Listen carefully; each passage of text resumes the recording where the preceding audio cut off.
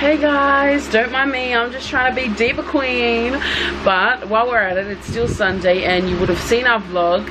I wanted to film again for probably Wednesday or Thursday's upload because we did miss last week's upload, but I thought we'd come back with a different kind of video today. It's called Story Time, and because of you faithful viewers, we just want to clear up some truth of how we really met. We're going to be telling you how we met. Hi everyone. So Siaosi doesn't want to participate, so you will solely hear my version, and my version is the true version. So don't mind the sound in the background because it's our fan that's going, because it's quite hot. Anyway, so once upon a time there was a girl who went overseas for her friend's wedding at that time, and I went to the market and I was with my cousin Anna, but we were just shopping around, and because I don't know if she was acting it, she actually lives there in Samoa, but she didn't know where the bathroom was, and I didn't know where the bathroom was either. So oh no, wait, let me start again. No, if you don't want to be in it, then don't put your 2 cents in. So the truth is, I was just standing there minding my own business, and my cousin Anna, so funny. Plus, wait, let me give you a warning. If you're watching this right now, you might want to go get some snacks, maybe some cookies or a drink, just to have beside you, because this is probably going to be lengthy.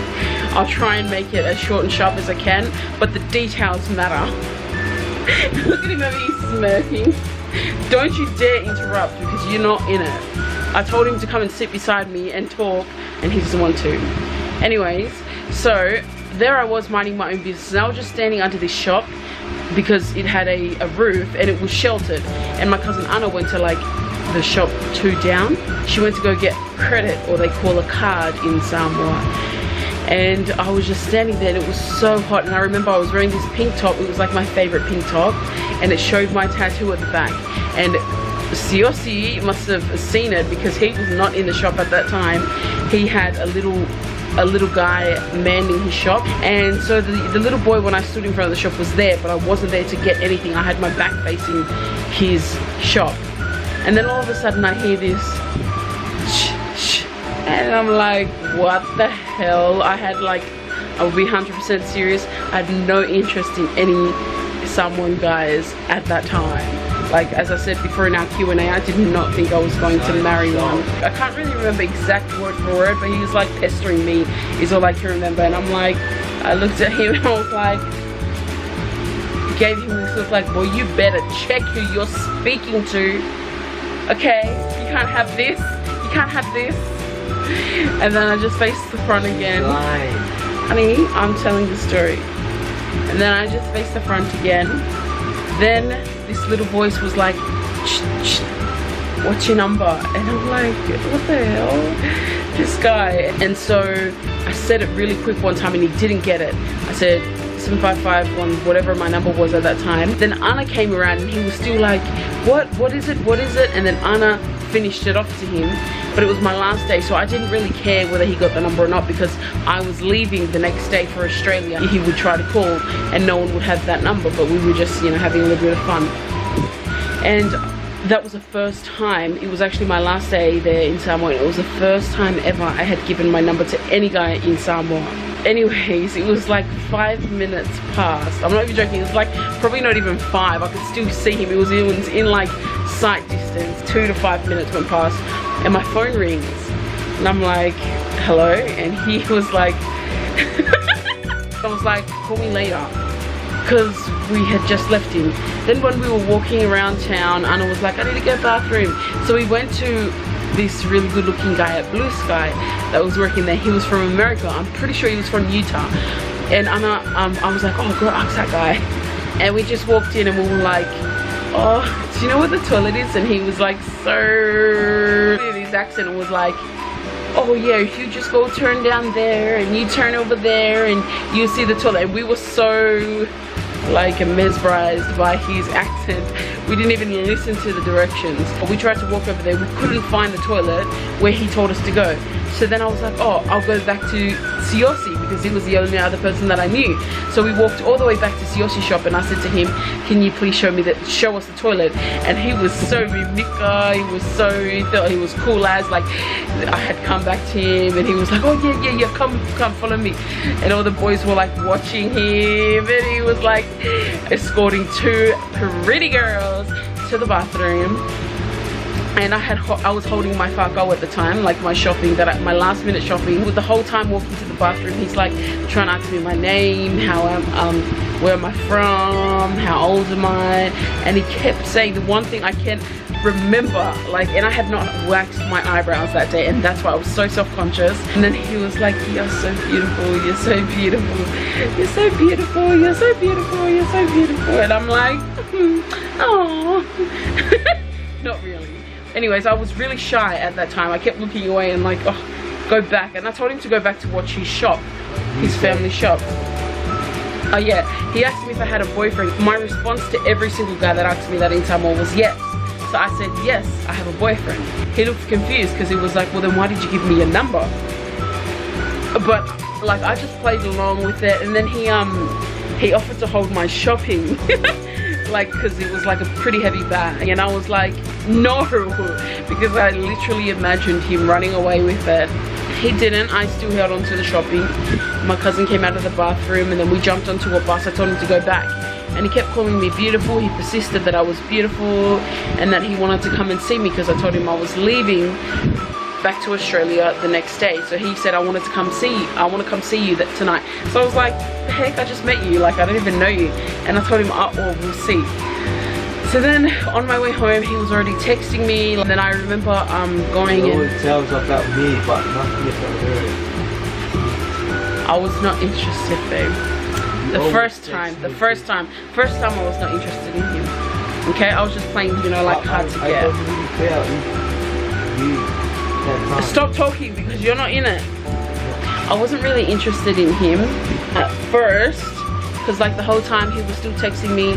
I got home and it was like our last minute packing, and I went for a swim down at the Fuskokai rock pools. He called and I gave the phone to my cousin because, like, as I said, I wasn't really interested. That was just like one off. And then that night I went and we ever at the front of the road that we were hanging out. I was hanging out with all of my village friends at the front of the road, and Siaosi called me and was like, are you ready to meet up? Like, I want to come and see you. And because at that time, like, I was really actually scared. A part of me wanted to, but then I was thinking, I hardly even know this guy. So I said, I made up a lie, and half of it was because I didn't really know him, and the other half was because I was scared because my auntie is crazy. I did not want to get in trouble with her. So I just said to him, we have a karangoanga that night. Oh, so now you want to come in, now you want to come in. Anyways, I'm not lying. Yes. You're just being upset because, like, I exposed that he wanted me more than I wanted him at first. I'm just saying at first, because I ended up really wanting him, because you know how, anyways, so then I didn't want to get into trouble with my auntie, so I was like, we have a family meeting all night, so and we're talking about my trip back, so you know, just those last minute talks with your family. And then so that time when we got home, I had finished chilling, you know, like I actually had time to talk to him, time that I wanted to talk to him. So then when I was talking to him, I spoke to him for like 10 minutes, and he seemed so genuine, like really nice guy. He was such a kind guy. So I was like, oh my god, this whole time I've been like trying to palm him off, and he's actually really, really nice. And then I remember him saying that he was gonna go, he had to go because he had to go and get some cash power. And so I was like, oh okay, so when are you gonna call me? And because I had like put it off for so long, I was playing like hard to get and whatever, he sort of like hung the bait, and I wanted to go for the bait. So he said that he was gonna go get some cash power and he will call me back in 5 minutes, because he was like, he seemed really eager to talk to me, and I was like, oh, he's so nice. So I waited for him, and because I waited for him and I expected that he would call me back, if he said, look, I'm not gonna call you back, I'll call you back tomorrow, I would have just gone straight to sleep. But he said, I'll call you back. So then I was curious, like, 10 minutes passed, 30 minutes passed, 40 minutes passed, an hour passed, and he had not called me back. So I was thinking, what the hell? And it was only like 11:30 at the time that he said he was going to go and get cash power. And I'm thinking, where is he going to go and get cash power? All the shops are closed. Apparently you can still get it in a beer until 12 o'clock a.m. If you live in Samoa, you're from Samoa, please tell me if that's true. Not that it makes a difference because we're married now. Anyways, I called him like all night. I called him because I'm like, this guy just stand me up. After I finally opened up to him, he was like standing me up. Look at him smirking over there. And then it was like 5 a.m. and I was like on my way to the airport. I didn't even sleep that night because I waited for his call. And then I was at the airport and I was like, you know what? Stuff this jerk. He's just like the rest of those Samoan douches. So then I was in line. I remember I was in line checking in. And my phone rings. It's like 5:30. My phone rings and I answer it and he's like, hello, I'm so sorry. I'm sorry I missed all your calls. Blah, blah, blah, blah, blah. Just a typical stupid story. And I'm like, it's fine, I'm on my way now, like I've already checked in, it's okay. Like just trying to froth him off because I was like, whatever. Anyways, I hung up on him and whatever. I checked in, I said goodbye to my family, and I was really, really upset because my parents were still there. And I was really upset. I was crying in the terminal by myself, feeling sorry for myself. And then Siaosi called me back again when I was waiting by myself. And so I started talking to him again, like asking him where he was, and he gave me this big stupid story like he was at the hospital, blah blah blah. He left his phone in the car, and I was like, oh okay. Anyway, so I just continued to talk to him to get my mind off the whole fact that I was leaving, going back to Australia, and I was just really upset. I love Samoa, I love being there, I love the lifestyle, I love the fact that it's a temporary lifestyle. I would not like that as a permanent lifestyle. So then I got onto the plane, I got to Australia, and I was really still sad. I was by myself, and from Sydney to Canberra it's like 3-4 hours, and I was catching a bus. So I texted my mom, then I texted Siaosi and I told him I'm here safely. And he responded straight away. He called me with the small, and that's what, like, that's the small things about him made me fall in love with him.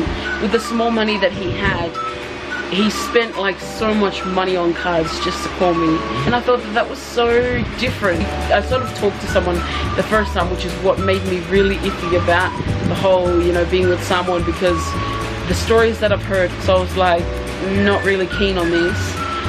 But the way that he was, like, he would spend money on me, and that's what was different. Like all the other guys just expected me to send them card, like, and that's a real big turn off when like hot ass Samoan guy, like, you know, he's real poppin', you know, he looks good and his personality's good. Then the minute they say send my star card, oh my gosh, that is the biggest turn off.